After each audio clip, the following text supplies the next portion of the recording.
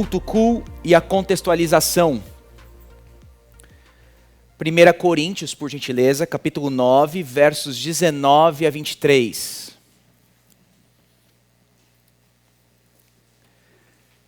Primeira Coríntios 9, versos 19 a 23.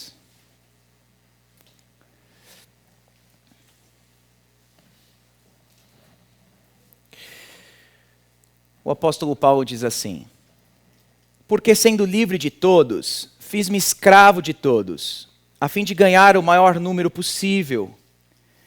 Para com os judeus, fiz-me como judeu, a fim de ganhar os judeus, para os que vivem sob o regime da lei, como se eu mesmo assim vivesse, para ganhar os que vivem debaixo da lei, embora eu não esteja debaixo da lei.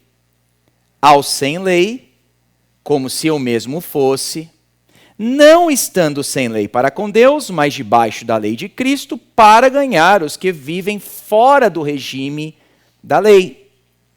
Fiz-me fraco para com os fracos, a fim de ganhar os fracos. Fiz-me tudo para com todos, a fim de, por todos os modos, salvar alguns. Tudo faço por causa do Evangelho, para ser também participante dele. Eu nunca vou me esquecer da experiência que eu tive alguns anos atrás, quando ainda era bem mais jovem, quando eu visitei uma igreja um tanto diferente. Eu sou de 1985, então eu passei por dois movimentos dentro do evangelicalismo brasileiro. O primeiro foi o movimento pentecostal, movimento em que eu fiz parte durante muito tempo da minha vida, durante 23 anos. E o segundo movimento é um movimento de igrejas independentes, um certo movimento de antidenominacionalismo, em que eles olhavam para as igrejas mais tradicionais, tinham algumas críticas a elas, e eles queriam alcançar, segundo eles, certos grupos sociais ou subculturas. E a igreja que eu visitei, nesse caso, era uma igreja que visava alcançar a geração do rock, do punk, do heavy metal. Então fui lá com alguns amigos meus. Eu me lembro que assim que eu cheguei naquela igreja, por fora ela estava totalmente pintada de preto. Havia uma fila muito grande esperando ali para entrar, para que o culto começasse. O nome da igreja estava em forma de grafite. Na porta da igreja tinha um comerciante com um carrinho de bebida alcoólica, vendendo ali bebida alcoólica para aqueles que fossem frequentar. Não era culpa deles, provavelmente, mas ele talvez não sabia distinguir se era um culto, se era uma igreja ou se era um show punk. As roupas daqueles que estavam na fila eram todas pretas, com alguns dizeres, inclusive, imagens fortes. As maquiagens, não só das mulheres, mas dos homens, também eram pretas.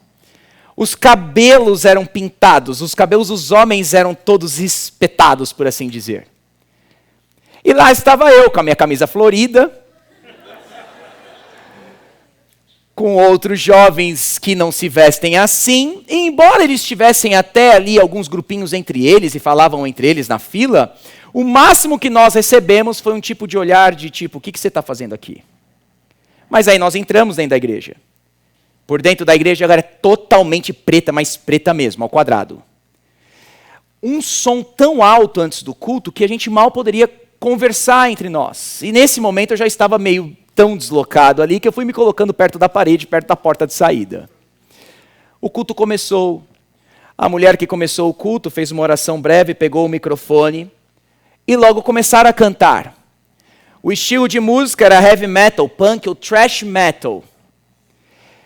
Realmente nós não ouvíamos ou não entendíamos nenhuma palavra. Eram gritos naquele microfone o tempo inteiro, mas mesmo assim todos gritavam, chacoalhavam a cabeça de modo bem brusco, os cabelos iam para lá e para cá. Quando eu já estava quase saindo pela porta ali de saída, um pouco assustado, abriu-se uma roda no meio da igreja. E eles fizeram um mosh. Aquela roda punk, em que socos são trocados, joelhadas voam para tudo quanto é lado, empurrões, chutes, tudo entre irmãos em Cristo. E termina-se então o momento do louvor com aquele clímax dela se jogando no meio dos fiéis. Um devocional de 15 minutos foi feita, sem nenhuma apresentação do evangelho. Após a devocional veio o apelo: você quer aceitar Jesus? Algumas mãos foram levantadas, alguns abraços foram dados e uma oração final. O culto terminou e agora todos poderiam voltar às suas rotinas com Jesus adaptado à sua cultura. Eu me pergunto o que passa na nossa cabeça quando nós falamos acerca de contextualização. Será que nós não deveríamos nos sujeitar a qualquer tipo de cultura, usos e costumes, valores ou crenças para que Jesus possa ser simplesmente ali pregado? Será que não é simplesmente pregarmos Jesus dentro de uma cultura específica e deixar que eles continuem vivendo exatamente como antes, mas agora adiciona-se Jesus? Não é isso que o apóstolo Paulo está falando no verso 22? Fiz-me tudo para com todos, certo? Fiz-me punk para com os punks. Fiz-me surfista para com os surfistas. Nossas igrejas, então, devem ter uma prancha de surf, cantar reggae, ter uma linguagem e uma atmosfera do surf. Fiz-me skatista, então, para com os skatistas. Vamos cultuar enquanto nós dropamos half pipe. Fiz-me iGens para com os iGens, a geração que vem de 1995 e diante, que é extremamente conectada. Por isso que as nossas igrejas devem ser igrejas online. Eu fiz-me pós-modernista para com os pós-modernistas. Nossa igreja deve ser centrada no eu, assentando todos os tipos de crenças, tratando os nossos problemas simplesmente com a psicologia. Vamos aplicar às classes sociais esse parâmetro. Fiz-me rico para com os ricos. Minha igreja é um verdadeiro shopping center, é um glamour. Você entra lá, você vai se sentir extremamente bem. Eu fiz-me pobre para com os pobres. Afinal de contas, a igreja verdadeira é quando você está na comunidade. Cadê o pobre da sua igreja? Se não tem pobre na sua igreja não é verdadeira. Vamos aplicar ao campo da moralidade. Para com as prostitutas, fiz-me um imoral. Eu me lembro que assim que eu cheguei em São José, em 2015, nós criamos um grupo, um tipo de movimento que chamava Ruas para Cristo. Alguns jovens que estão aqui participaram disso. E nós íamos, então, todas as sextas-feiras à noite, evangelizar garotas de programa nas ruas de São José dos Campos. Nós conhecemos todos os esquemas. Entramos nas grandes casas de prostituição, ali nós orávamos com aqueles homens, dentro das casas inclusive. Nós conhecemos inclusive os esquemas com as autoridades da cidade, de como elas estão também envolvidas nesse esquema. Mas a pergunta que ficava para a gente é: como vamos evangelizar elas? Como nós nos adaptamos a elas nesse contexto? Com qual roupa? Com qual linguagem?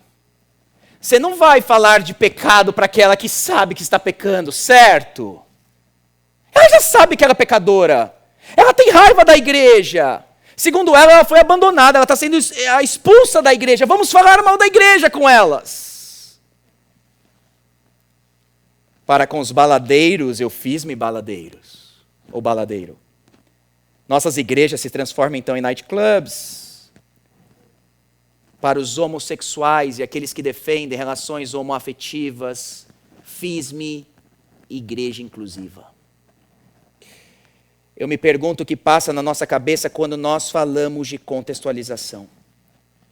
E eu sei que essa palavrinha contextualização ou contemporâneo causa um certo incômodo, principalmente numa ala mais reformada. E há duas razões para isso. A primeira é porque, historicamente, a contextualização não bíblica resultou no liberalismo, e resultou mesmo.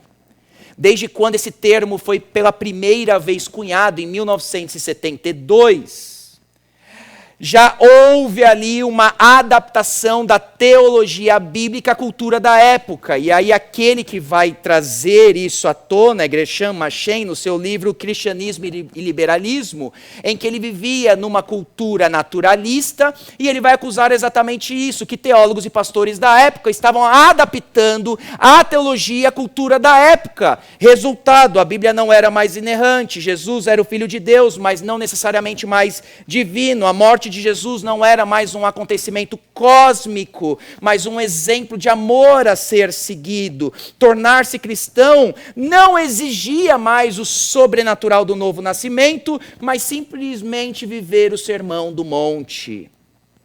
Esse é o primeiro medo que nós temos. Já deu muito errado na história da igreja. O segundo medo que nós temos é porque nós conhecemos as igrejas emergentes. O primeiro termo, a primeira vez que foi falado sobre igreja emergente, foi numa conferência nos Estados Unidos, em 21 de junho de 2001, por pastores como Tony Jones, Brian McLaren e Doug Pagitt. E a crítica deles era tanto às igrejas tradicionais, quanto às igrejas pragmáticas. Aquele movimento que ficou conhecido como Seeker Sensitive Movement, uma igreja que era sensível ao público, tendo ali como grande exemplo Willow Creek de Bill Hybels. Quais eram as críticas desse movimento de igrejas emergentes aos tradicionais? A igreja tinha se tornado cativa ao racionalismo iluminista, a visão era estreita de salvação, eles só se preocupavam nesse relacionamento aqui, não no relacionamento social. Eles davam uma ênfase, segundo eles, davam uma ênfase no crer antes de pertencer. O louvor deles não era contextualizado, a pregação era ineficaz, a eclesiologia era fraca e eles caíram num tipo de tribalismo. Ed Stetzer, um outro pastor, vai dizer que as igrejas emergentes funcionam como um tipo de guarda-chuva. Há tantas igrejas aqui dentro que é difícil a gente definir o que é emergente hoje em dia. Então ele diz que existem aquelas que são relevantes. As relevantes são teologicamente ortodoxas, saudáveis, mas na parte da música tentam ter um contato maior com a cultura, só isso. Existem aquelas que são reconstrucionistas. E essas agora não só querem a música diferente, mas querem toda a estrutura da igreja de modo diferente. Querem uma era pré-constantiniana.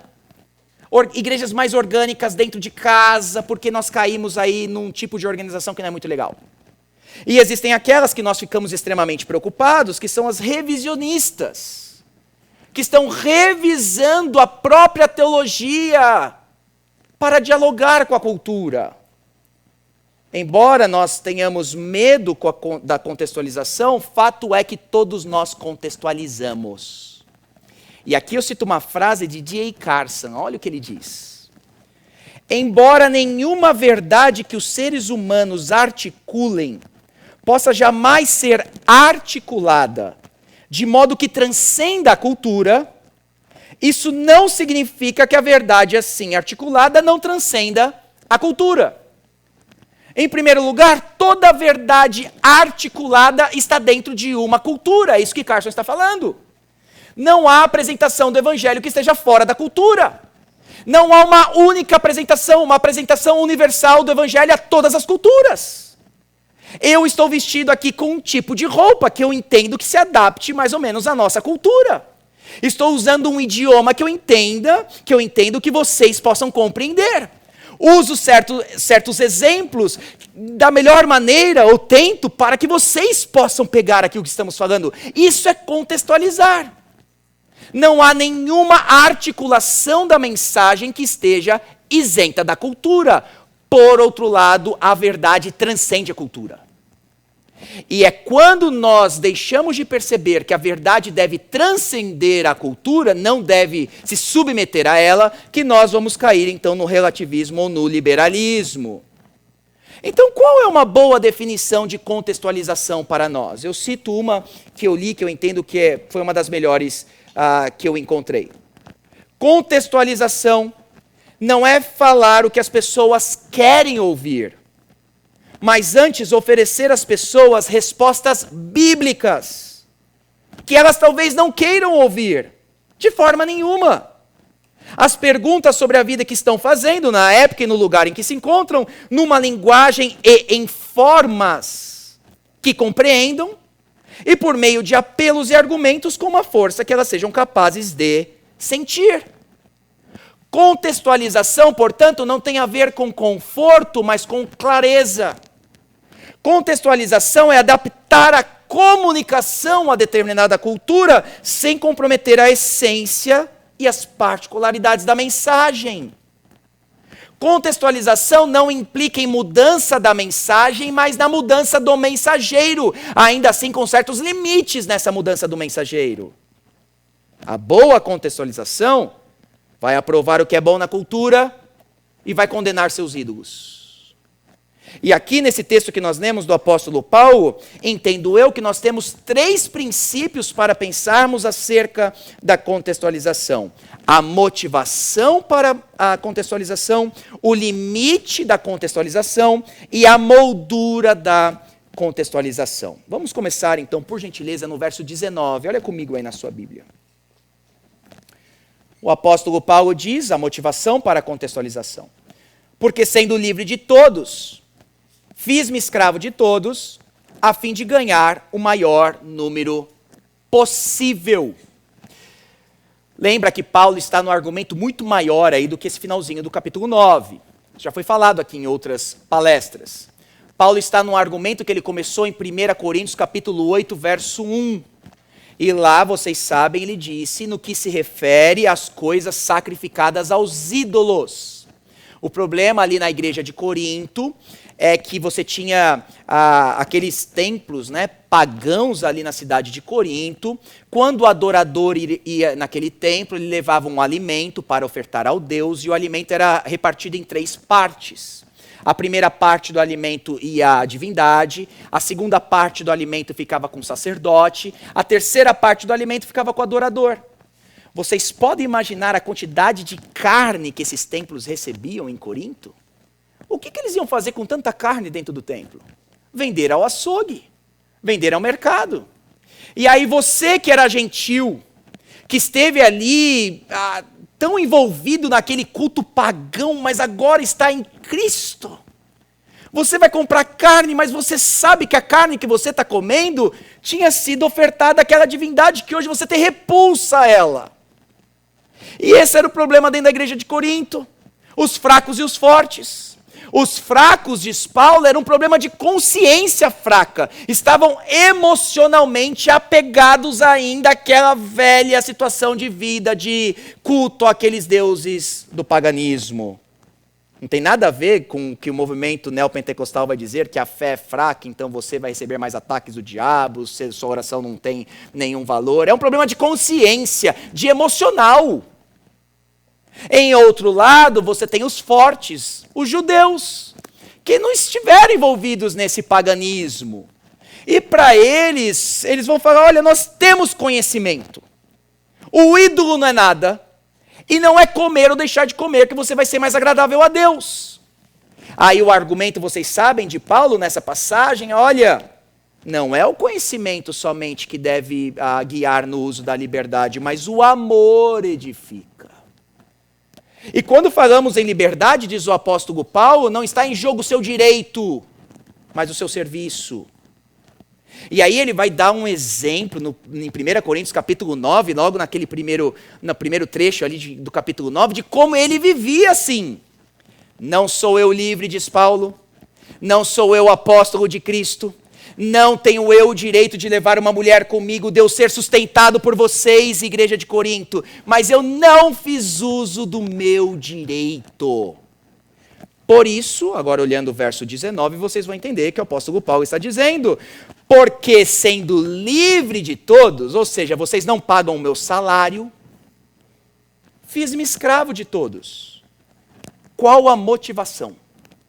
A fim de ganhar o maior número possível. A motivação para a contextualização do apóstolo Paulo é salvar vidas. Ganhar o maior número possível de pessoas. Por 5 vezes em 4 versos, Paulo usa essa palavrinha ganhar. Verso 19, a fim de ganhar o maior número possível. Verso 20, a fim de ganhar os judeus. Ainda no verso 20, no finalzinho, para ganhar os que vivem debaixo da lei. E você vai lendo e Paulo vai falando, eu quero ganhar gente, eu quero ganhá-los, eu quero ganhá-los. A razão e a motivação da adaptação do apóstolo Paulo é a salvação. Quem que ele gostaria de ganhar? Em primeiro lugar, no verso 20, ele diz os judeus. E é estranho o apóstolo Paulo dizer no verso 20, para com os judeus fiz-me como judeu. Ele era judeu. Como assim você se fez como judeu? Ele mesmo explica no final do verso 20, dizendo, para os que vivem sob o regime da lei. Ou seja, embora eu não dependa mais da lei para a justificação, tem momentos, e tiveram momentos em que eu me adaptei a essa lei novamente. Foi isso que ele está falando. O segundo grupo que ele se adaptou está aí no verso 21, os gentios, em que ele vai dizer, aos sem lei, como se eu mesmo fosse, não estando sem lei para com Deus, mas debaixo da lei de Cristo, para ganhar os que vivem fora da lei. Então, se eu estivesse com os gentios, aqueles que não têm lei, eu deixaria de comer carne por eles. Se adaptou. E aí ele vai falar também dos fracos, aqueles de consciência fraca, no verso 22. Fiz-me fraco para com os fracos, fiz-me tudo para com todos, para salvar alguns. Mais uma vez, a motivação da contextualização é salvar pessoas. Agora, não estaria errado em afirmar que aqui que muitas igrejas se perdem. Porque, embora nós tenhamos um alvo nobre, nós usamos os meios errados.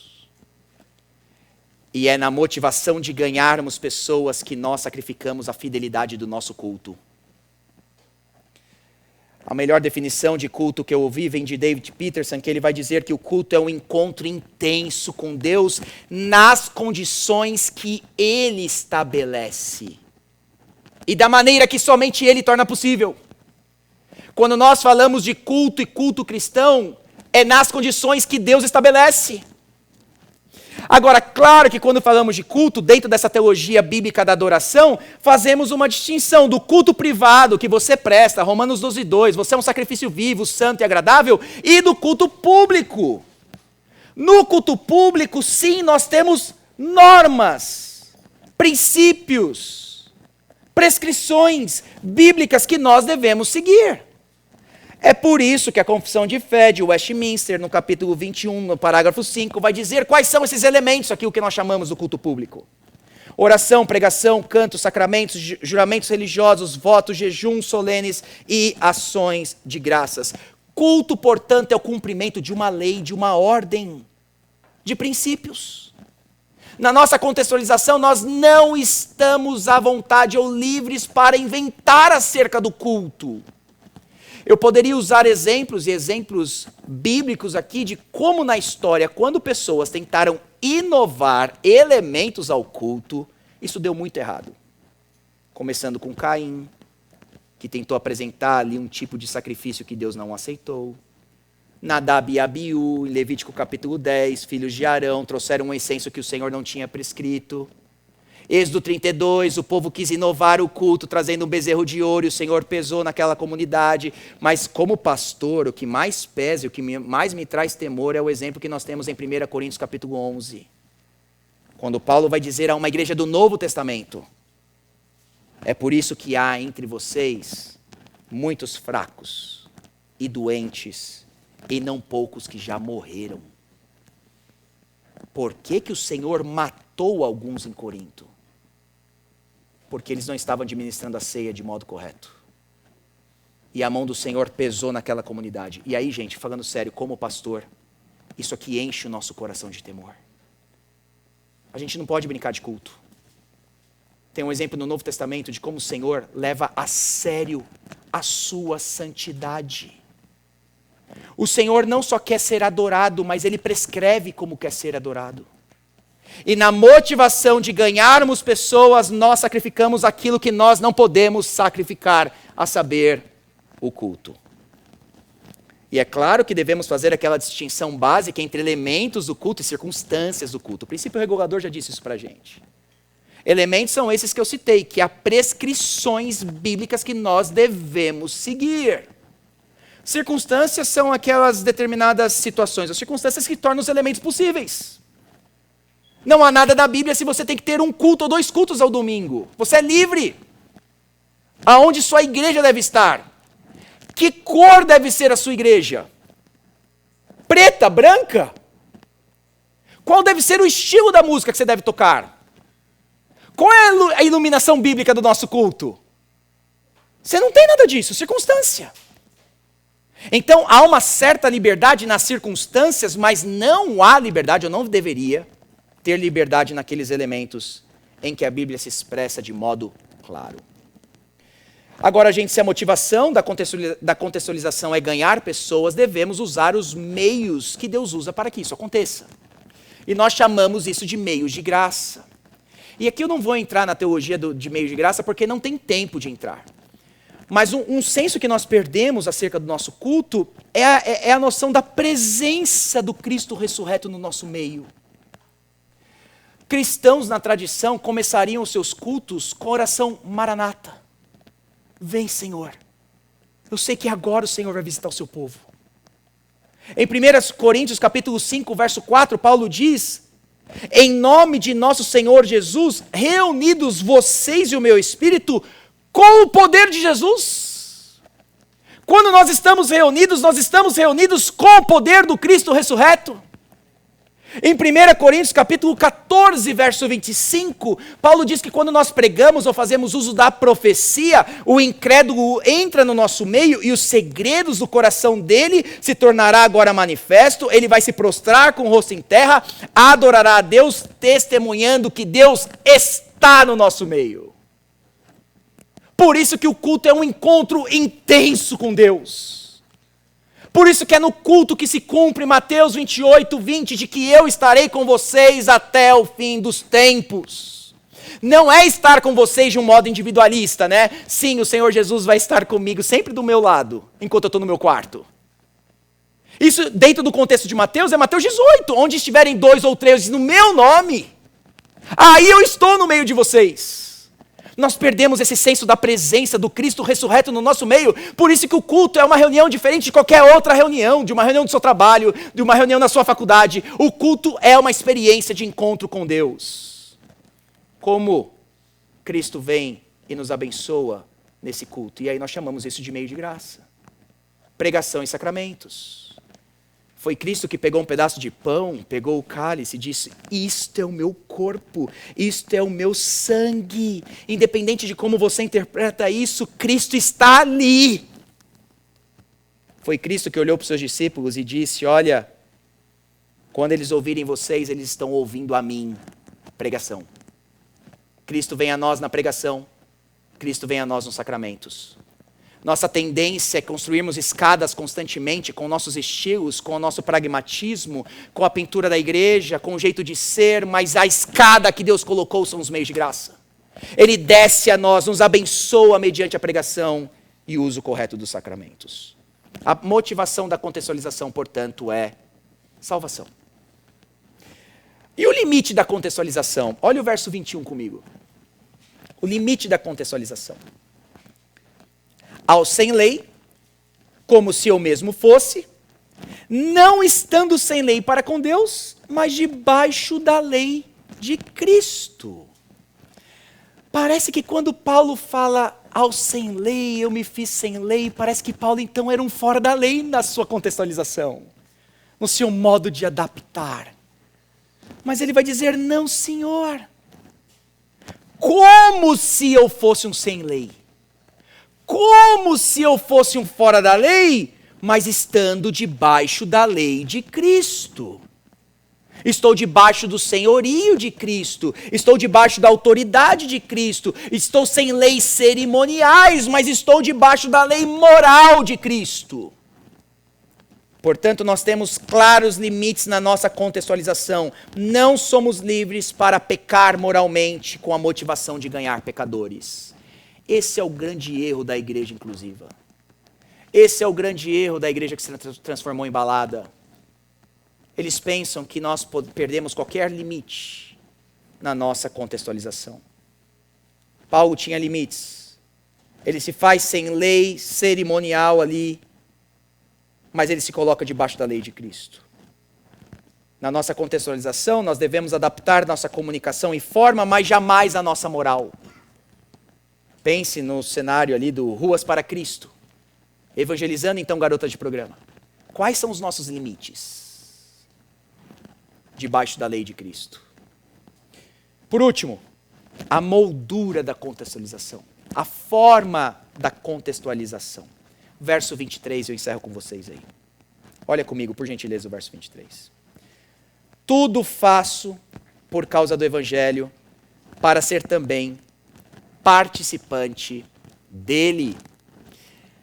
Parece que Paulo está falando para ser participante do evangelho, e aqui é uma das possíveis interpretações, de que Paulo queria pregar o evangelho para que mais pessoas se tornassem participantes dos benefícios do evangelho, mas Paulo não está falando do benefício do evangelho. Se você se lembrar de Filipenses 3,10, Paulo disse, quero conhecer a Cristo, o poder da sua ressurreição e me tornar semelhante a Ele nos seus sofrimentos e na morte. Ser participante aqui do evangelho, ele está dizendo que ele age, se adapta e se contextualiza porque aprendeu isso com o evangelho. Eu olho para a mensagem do evangelho e agora existe uma maneira de eu viver. É assim que eu quero participar com o evangelho. Em outras palavras, o evangelho molda a prática de Paulo. O evangelho forma o jeito de ser de Paulo. O evangelho é Cristo todo glorioso, se identificando com pecadores, inclusive na morte deles. Cristo se adaptando aos pecadores. E quando Paulo diz, então, faço tudo por causa do evangelho para ser participante dele, Paulo está dizendo, eu aprendo com o evangelho exatamente esse modo de viver. Portanto, o evangelho deve trazer moldura ou forma à nossa contextualização. Aplicações disso. Expressões e formas são importantes. Não só o conteúdo. Formas são importantes. E aqui há dois perigos quando nós falamos em formas, né? O primeiro é nós dogmatizarmos as formas. Vocês só podem cantar assim ou assado. Só pode ser esse ou aquele estilo musical. Só pode ter esse ou aquele instrumento. O púlpito deve ser assim ou assado. Só uma maneira de nós comunicarmos a mensagem formal ou informal. A vestimenta deve ser assim ou assado. Nós dogmatizamos a forma, coisa que a Bíblia nunca fez e nós não podemos fazer isso. Por outro lado, existem aqueles que pensam que formas não são importantes. E é por isso que eu estou batendo na tecla com vocês. Façam perguntas na igreja, tipo, por quê? Por que essa forma? Por que essa expressão? Se nós estamos aprendendo que o evangelho deve modelar, formar a nossa contextualização, nós temos que ter boas respostas ao porquê. Por que esse estilo musical? Por que essa disposição de cadeiras? Por que igreja preta? Como isso comunica o evangelho? Existe alguma outra forma ou expressão dentro da igreja que vai melhor comunicar aquilo que cremos? O evangelho da forma. Então sim, há alguma liberdade na forma e expressão, mas lembrem-se desse princípio, e aqui a gente vai ter que quebrar a cabeça. A gente vai ter que ter muita sabedoria, conversar bastante, aprender um com o outro, de como, na nossa expressão, nós vamos demonstrar aquilo que cremos. A máxima que já está na comunicação há muito tempo é: o meio é a mensagem. A forma conta na nossa contextualização. Eu poderia dar exemplos e exemplos, pensando na arquitetura medieval aqui. Nós tivemos aí a oportunidade de viajarmos com o Ministério Fiel e conhecermos algumas igrejas antigas, algumas delas com torres bem altas, pontiagudas, lembrando da transcendência divina. Você entra ali, a arquitetura está falando com você, a forma conta. Vitrais belíssimos nessas igrejas com pinturas acerca do evangelho, a forma conta. Algumas dessas igrejas, inclusive em formas de cruzes. Algumas dessas igrejas têm a pia batismal ou batistério logo na entrada para te lembrar de que você faz parte do corpo por mérito de Cristo. A forma conta. Poderíamos pensar em Calvino, que retira ali o espaço daquele coro que era feito por profissionais de sua época, aproxima o povo do púlpito e da mesa. A forma conta. Estilo musical de Calvino. Estilo métrico de sua época. O que melhor comunica o evangelho? O que melhor comunica o ser da igreja se nós cremos no evangelho da graça? Se nós cremos no evangelho da graça, temos que crer que os meios também são de graça e precisamos expressar isso na forma que somos como igreja. Então a pergunta que fica para nós é: o que mais comunica a verdade do evangelho em nossas formas e práticas? E aí vocês têm que pensar. na contextualização de vocês, formas são importantes. Eu diria que na contextualização moldada pelo Evangelho, tribos não funcionam. Porque o Evangelho não é tribal. O Evangelho destrói o muro de inimizade entre gentios e judeus, agora colocam essas tribos juntas e formam um novo povo. Por isso que a igreja punk não funciona, a igreja do surfista não funciona, a igreja do rico não funciona, a igreja do pobre não funciona. O que funciona é agora quando a mensagem do Evangelho uniu esses povos tão distintos e diferentes. E por último eu diria que na contextualização moldada pelo Evangelho, um obstáculo deve permanecer. O próprio Evangelho. E aí sim, em 1 Coríntios, Paulo chegou e falou assim, eu fiz-me judeu para com os judeus. Eu até participei de certas leis cerimoniais. Em 1 Coríntios, Paulo também disse, não, eu até me fiz ali como gentios, eu deixei de comer carne. Mas em 1 Coríntios, Paulo também diz, mas nós pregamos o Cristo crucificado, escândalo para os judeus, loucura para os gentios. Sim, eu até me adaptei com os judeus e me adaptei com os gentios, mas tem um obstáculo, tem uma pedra que eu jamais posso tirar do caminho de vocês. Cristo crucificado. Tem uma pedra preciosa, que independente da contextualização, independente do povo onde eu estiver, independente da minha adaptação, tem uma pedra que deve permanecer. A pedra preciosa chamada Cristo e este crucificado. Esse escândalo deve estar na contextualização. Esse escândalo que ele sendo moído, nós somos restaurados. Que do agrado do Pai, na fraqueza divina, nós somos fortalecidos. Portanto, na contextualização de vocês, mantenham a pedra no caminho de pecadores. Cristo e Cristo crucificado. Que eles se escandalizem com essa mensagem. E que eles sejam salvos por essa mensagem. Que Cristo seja o nosso grande exemplo da contextualização.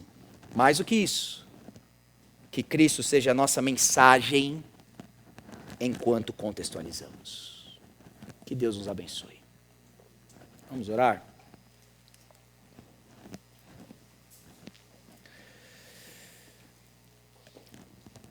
Senhor Deus, nós te louvamos porque nós fomos salvos para o culto. Foi o Senhor quem disse ao povo de Israel, deixe o meu povo ir, para que me cultuem.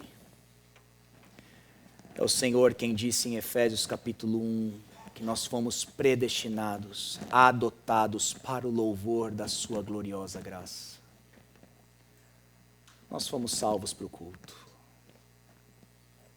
O Senhor não quer ser só adorado, o Senhor também prescreveu a maneira que o Senhor quer ser adorado.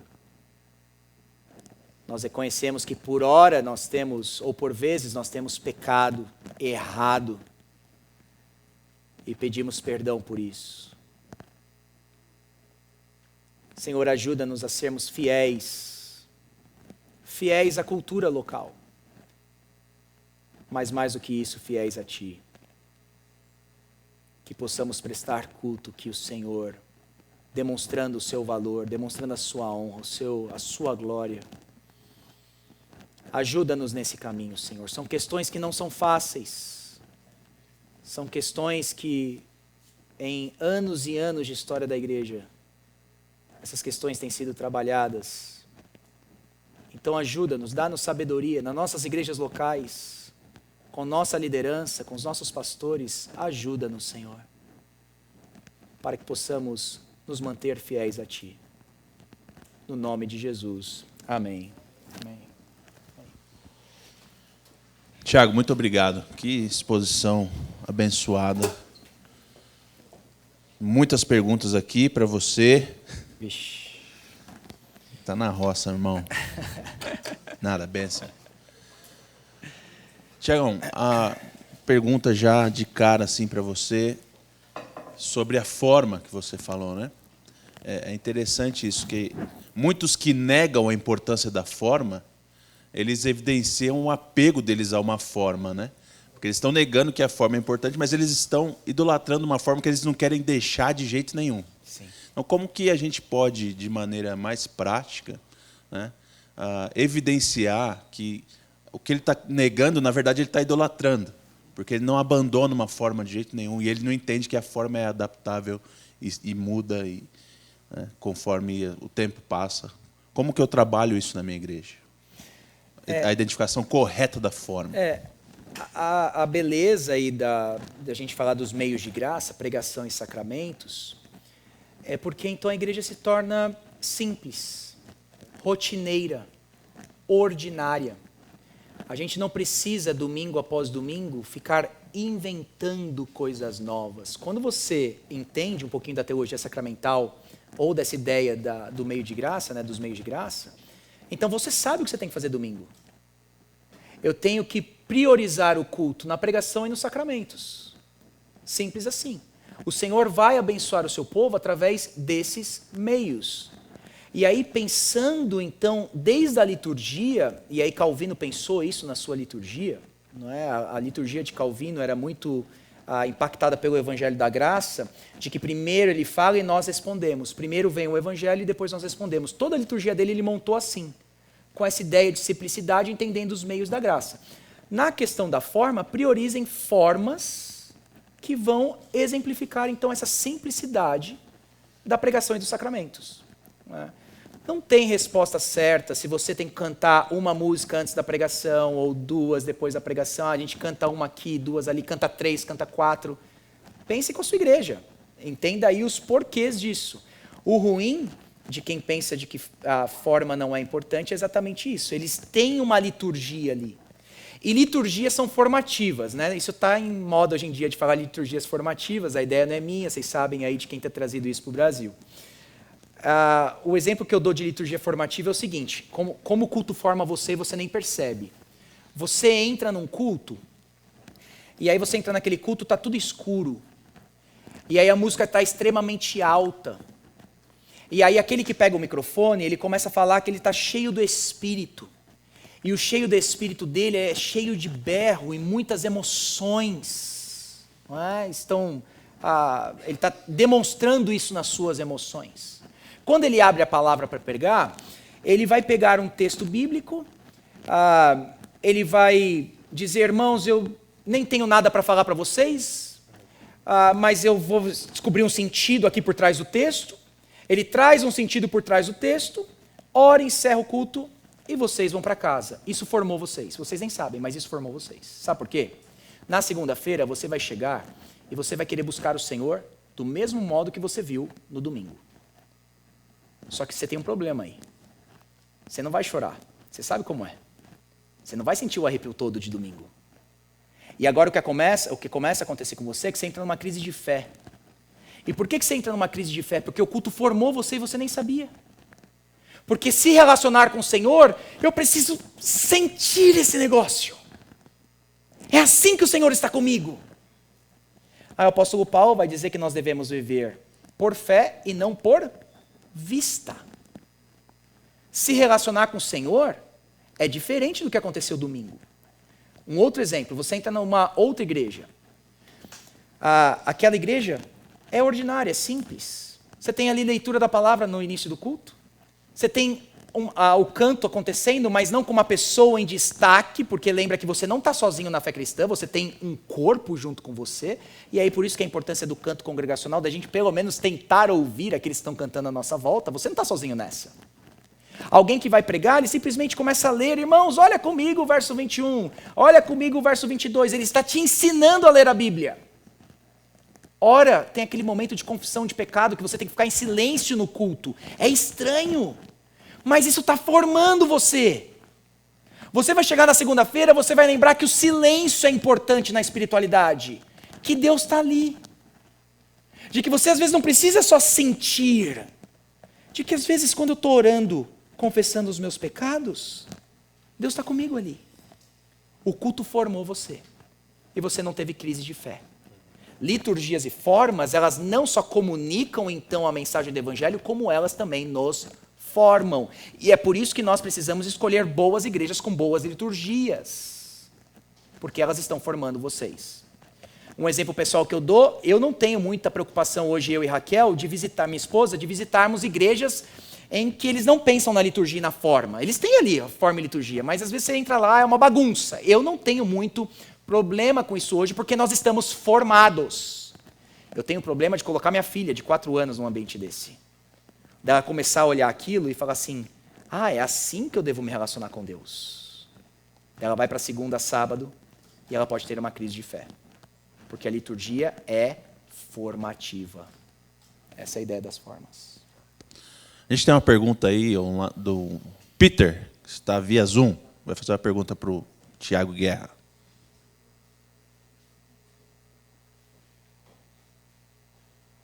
Agora, estão me ouvindo aí? Sim.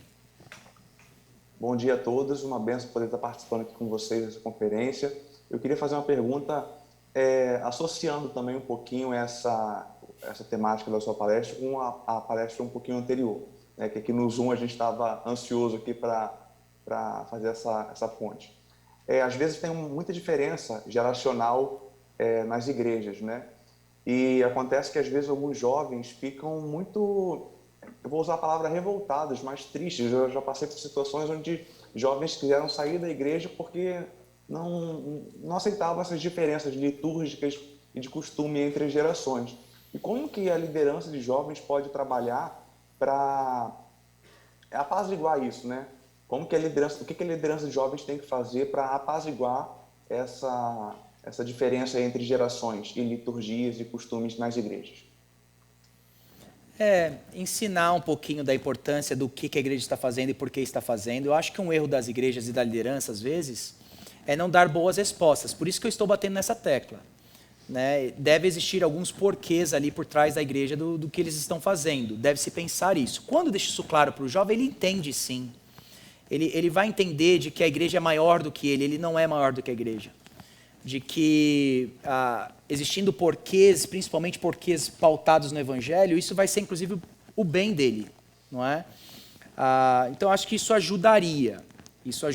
Talvez trazer boas respostas com bons princípios do porquê aquela forma está daquele jeito. É isso que a gente tem tentado fazer lá na Trindade. O Vini falou aí do culto de jovens, né? Não necessariamente ser igual ao culto de domingo. Nós ficamos muito tempo na Igreja da Trindade sem o encontro dos jovens, exatamente porque grande parte da Trindade ela é formada por jovens, então também não precisava ter ali o encontro dos jovens. E agora há encontro dos jovens, mas é totalmente diferente, é basicamente o que o Vini falou. É um encontro ali, eles estão falando um pouquinho de cosmovisão e como trabalhar fé com entretenimento, fé com filmes, etc., e eles entendem que domingo não vai ser o sábado deles. E eles entendem que o domingo está do jeito que está para o bem deles. Então não há esse conflito, não é? Olha, ser contemporâneo é ser inteligível. Isso quem diz é John Frame. Ele diz que todo mundo é contemporâneo, né? E é um presbiteriano falando, por isso que eu gosto do que ele está falando. O Frame diz isso. Se Paulo diz em 1 Coríntios capítulo 14 que o nosso culto tem que ser inteligível, na medida em que você está tentando ser inteligível para a sua comunidade, você já é contemporâneo. Então, o que o jovem tem que entender é que ser contemporâneo nem sempre é o que ele acha que é ser contemporâneo. Não é? Nós podemos ser inteligíveis, respeitando toda uma tradição, tendo formas litúrgicas aí que comunicam melhor o evangelho. Existem algumas formas na prática, né? Quando a gente começou, nós éramos um grupo grande de célula ali, né, dentro de uma casa. E a gente tentou, na medida do possível, manter até a disposição ali das cadeiras, sempre meio que oval, um olhando ao outro, para tirar essa ideia de plateia. Mas a ideia do culto mesmo, por 1 Coríntios 14, de que nós estamos servindo, nós estamos participando desse culto. Isso não é uma forma bacana da gente pensar, às vezes, na disposição da cadeira das igrejas, na medida do possível, se pudermos fazer? Por que seria um problema, ao meu ver, as igrejas pretas? Você nem vê o indivíduo do seu lado. Você está alimentando aquela espiritualidade privada, pessoal, não do corpo. É um dos problemas que eu teria. Um outro problema que eu teria com a igreja preta, pensando agora na igreja punk que eu visitei, é o que o preto está comunicando para aquela cultura. Hoje não comunica o que comunica para uma cultura punk, não é? Hoje comunica algo mais agradável, moderno. Então, dependendo da cultura que você está, às vezes o preto nem é o aconselhável. Talvez se eu tivesse uma cultura punk, eu tentaria mudar isso, dizendo que há outras cores e outras belezas que também podem ser expressas ali, manifestadas na vida da igreja. Agora a Bruna vai fazer uma pergunta para você, Tiago. Boa tarde, obrigada pela participação. Está sendo uma bênção essa conferência e eu queria perguntar em relação à questão do online. Como que a gente faz essa adaptação, essa contextualização para o meio online? Que eu creio que é um mundo novo, né, que tem surgido na igreja. Tanto em relação aos cultos, a transmissão dos cultos, como o contexto da comunhão da igreja sendo pelo online, entendeu? Reuniões online, eu já vi até Santa Ceia através do recurso online. Então, como que a gente vê quais são os limites desse meio? Queria saber como nós devemos pensar em relação a isso. Sasha, você quer vir responder aqui? Sasha fala tão bem, fala tão rápido, daqui a pouco está respondido. A igreja pode fazer uso da ferramenta, que eu diria, né, em termos simples, a igreja pode fazer uso da ferramenta online, mas não perder ou não tornar online aquilo que não pode ser transformado em online. Então, quando a gente tem uma teologia sacramental, que é mais ou menos essa ideia que eu estou falando, da presença de Cristo quando o povo se reúne mediante os meios de graça, pronto, não dá para ser online. Quando Paulo vai falar de Santa Ceia, por vezes ali em 1 Coríntios capítulo 11, ele vai falar, quando vós vos reunir. A gente não pode pensar que a nossa reunião online é tão real quanto a reunião presencial, não é? Isso para qualquer outra reunião. A gente sabe que se você tentar manter um casamento online, falando que é a mesma coisa, você perdeu o seu casamento. A mesma coisa acontece com a vida da igreja. Então não tem como substituir o culto presencial pelo culto online, nem o uso dos sacramentos, que você citou aí da ceia e do batismo. Então, na Trindade, o que nós fizemos, nós temos feito uso do online, mas nós não chamamos de culto online. Nós transmitimos um culto que acontece dentro do teatro, aí sim fazemos uma transmissão online do culto que acontece ali. E fizemos essa distinção exatamente para ensinar nosso povo que não existe o culto online. Tivemos uma discussão sobre isso, essa discussão está na internet. Em breve nós teremos, inclusive, uma conferência do TGC, e um dos temas que nós vamos abordar é exatamente uma palestra só sobre culto online, né, para tentar dialogar um pouquinho com isso. Então, faça uso dessas ferramentas, mas não transforme em online aquilo que não tem como ser online. O culto e os meios de graça. Se eu puder fazer um adendo aqui, Guerra, tem a questão também da expectativa do culto, que nós cultuamos na expectativa da grande reunião final que nós teremos com Cristo, que não é uma reunião virtual, porque se a minha esperança fosse encontrar com Cristo virtualmente, aí eu estou igual Paulo lá, com os mais miseráveis dos homens. Boa. Nós expectamos nos encontrar com Cristo pessoalmente, cara a cara, e o culto também tem essa expectativa. Lembra de que nós temos de pensar na eternidade, e não somente nossa vida aqui. O Vini deu o exemplo da igreja, né, na igreja primitiva, fazendo uso das cartas. Né, um tipo de ferramenta da época, mas as cartas nunca substituíram a presença. Simples assim. Então, sim, fizeram uso da tecnologia da época, fizeram, mas não a ponto de substituir a presença. Então, não tem como dizer que a igreja pode ser online nesse sentido. Amém. Polêmica. Ministério de dança. O pessoal tem muitas perguntas aqui sobre isso. Eles querem saber como se é legítimo o ministério de dança e, se for legítimo, como que eu uso isso no culto.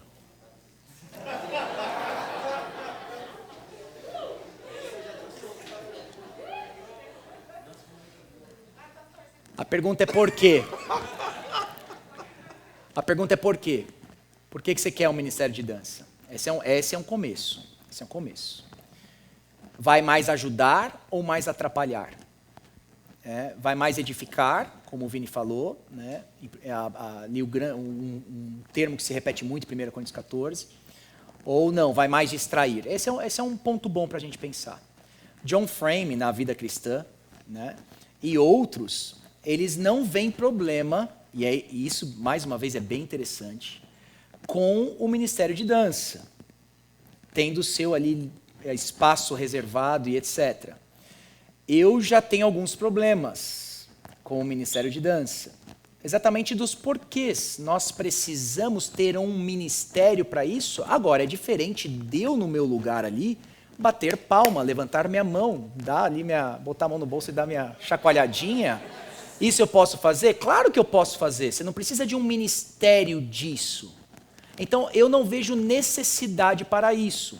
Normalmente, o que eu tenho visto nas igrejas que adotam isso, e aqui eu estou pensando nas igrejas que abusam disso, né?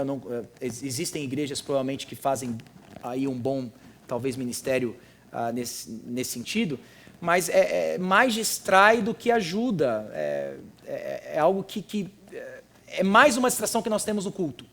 Então, ao meu ver, é desnecessário. Isso não significa que nós não podemos bater palma, levantar as mãos, dar a nossa dançada aí nos nossos lugares, mas não ter um ministério específico para isso. Agora, vale a pena. Lê lá o que John Frame escreve a respeito disso. É interessante. Acho que a gente tem que pelo menos ler e entender o que o outro lado está pensando também. Não é? Ia citar mais um exemplo, mas eu não vou citar não. Leia, comece por Frame. Mas só para ficar bem registrado, como é que é a chacoalhadinha? Perigoso. Né? Acende o alerta aí, galera. Sabe uma coisa que eu falo às vezes lá na Trindade, para o pessoal que vem de outros contextos? A gente recebe muitos pentecostais lá, né? E às vezes até neo. E é engraçado que lá na igreja, ou eles acusam a gente de sermos contemporâneos ou tradicionais. Isso mostra que a gente está num equilíbrio. Acho isso bacana. Quando estão falando que a gente é isso ou aquilo, a gente está tentando caminhar no equilíbrio. Contemporâneo no sentido de ser certas práticas ou formas nossas estão aí mais adaptadas ali à nossa cultura de São José. Agora, o que eu digo é autenticidade. Então, se eu tenho uma irmã que ela está acostumada no louvor, né, a ser mais expressiva, às vezes a dançar um pouquinho mais, seja autêntica, desde que edifique o seu irmão. Então, seja autêntica com esse limite. Se tem um irmão que está do lado dela, e o jeito dele expressar é mão no bolso, sério, olhando para frente, seja autêntico. O problema é ela querer que ele se transforme em ela e vice-versa. Então, aí, e é o que acontece normalmente nas igrejas, só há um modo. Só há uma forma certa. Não, você não pode bater palma, você não pode dançar. Não, você tem que se expressar assim. Se você não está se expressando assim, você não está adorando a Deus. Seja autêntico. E quem trabalha isso é Jay Carson, no livro dele sobre louvor, junto com Tim Keller e outros, inclusive, e ele vai falar sobre essa necessidade de sermos autênticos no culto e não ferirmos as consciências e respeitarmos o princípio de edificar. E não pode ser um personagem também, né, Tiagão? Isso. Última pergunta para a gente encerrar aqui, sobre a ceia do Senhor. Uma pessoa pergunta sobre a substituição dos elementos. Posso fazer uma ceia com bolacha e Coca-Cola? Como é que é o esquema? Não pode. O Senhor Jesus deu os elementos, pão, e nós acreditamos, né, na transubstanciação, porque nós servimos não o vinho, mas o suco de uva. Então você está acreditando na transubstanciação do vinho para o suco. Mas, suco para o vinho. Mas a verdade é que o Senhor deu os elementos. E, de novo, as formas comunicam. O que uma Coca-Cola está comunicando? O que um Doritos está comunicando? Esse é o ponto. Então existe uma forma, inclusive com uma simbologia bíblica, com várias passagens falando do pão. Formas não são neutras, elas comunicam, elas têm liturgia, elas formam você. Então, o Senhor Jesus, isso é belíssimo, ele poderia ter pego um elemento que fosse extremamente difícil para todas as culturas, né? Mas não. Você consegue pensar numa cultura que não tem um pedaço de pão? Uma cultura que não tem um suquinho? Nem que seja o mais vinho possível, que seja groselha. Não é? É verdade. Então, eu acredito que essa inovação é uma inovação que ela perde esses conceitos. Tiagão, você ora para encerrar esse momento? Sim. Obrigado.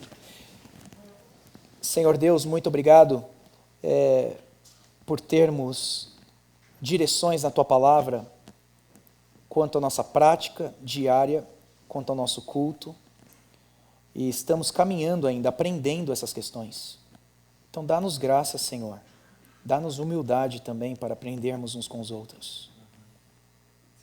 No nome de Jesus, amém.